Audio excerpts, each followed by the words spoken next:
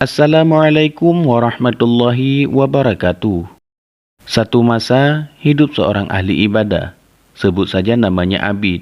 Satu hari ia berburu, tanpa disangka di tempat berburu itu ia bertemu dengan seekor ular. Anehnya ular itu bisa berbicara. Ular ini menyatakan dirinya sedang dikejar-kejar oleh seorang yang dianggap musuh. Ia meminta perlindungan kepada Abid.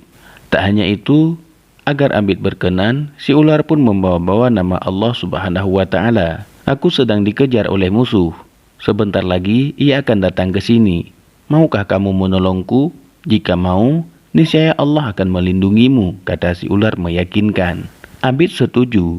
Ia menutup badan si ular dengan selendang. Namun si ular masih meminta lebih. Ia berkata, cara demikian kurang efektif.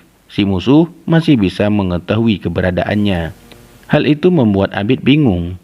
Apalagi yang harus ia lakukan? Si ular memberi ide.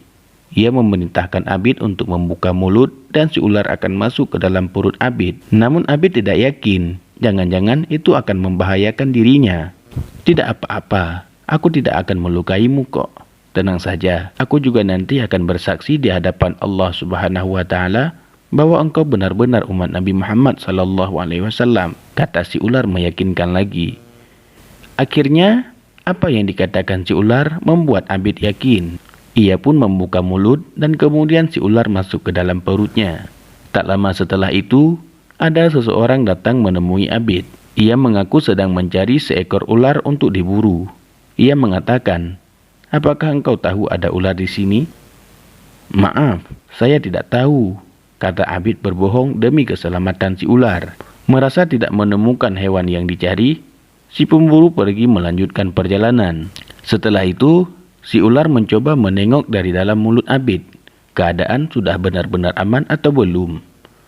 Abid mengatakan kepada si ular bahwa keadaan telah aman. Karenanya, si ular diperintahkan untuk keluar dari dalam perutnya. Namun siapa sangka, ternyata si ular ingkar janji. Ia tak mau keluar lagi. Na'udzubillah. Si ular bahkan mengancam Abid, tinggal pilih saja. Kamu mau yang mana? Aku melubangi hatimu atau menghancurkan limpamu? Astagfirullah. Perilaku si ular ini benar-benar membuat Abid kaget.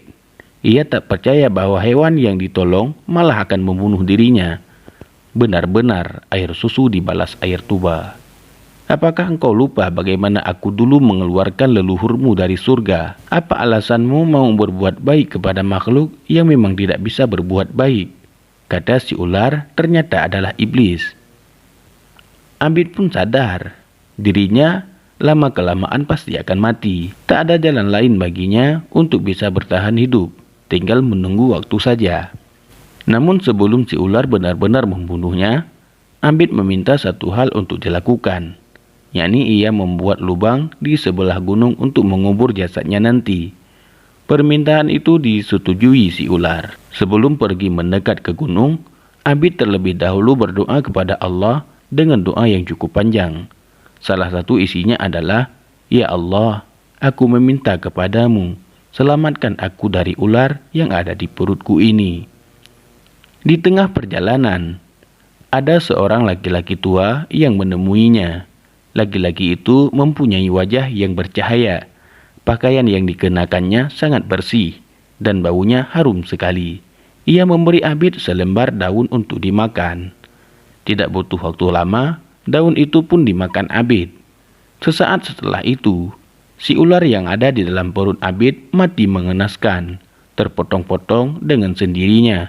Alhamdulillah. Terima kasih atas bantuanmu. Kalau boleh tahu, siapa engkau sebenarnya? Kata Abid penasaran. Laki-laki tua itu mengatakan, ia adalah malaikat. Ceritanya, doa yang dipanjatkan Abid barusan membuat seluruh malaikat yang ada di langit mengadu kepada Allah Subhanahu wa Ta'ala atas apa yang dialami Abid. Singkat cerita, Allah memerintahkannya, laki-laki tua itu, untuk membantu Abid. Apapun yang terjadi, teruslah berbuat baik.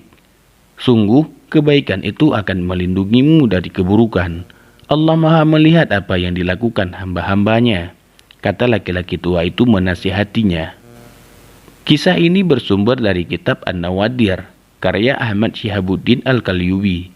Lewat kisah ini kita bisa belajar bahwa meskipun perbuatan baik yang kita lakukan itu salah tempat, namun Allah tetap akan membalasnya. Dia tidak akan menyia-nyiakan amal baik hambanya. Semoga Allah beri kekuatan kepada kita untuk selalu bisa melakukan kebaikan. Amin. Assalamualaikum warahmatullahi wabarakatuh.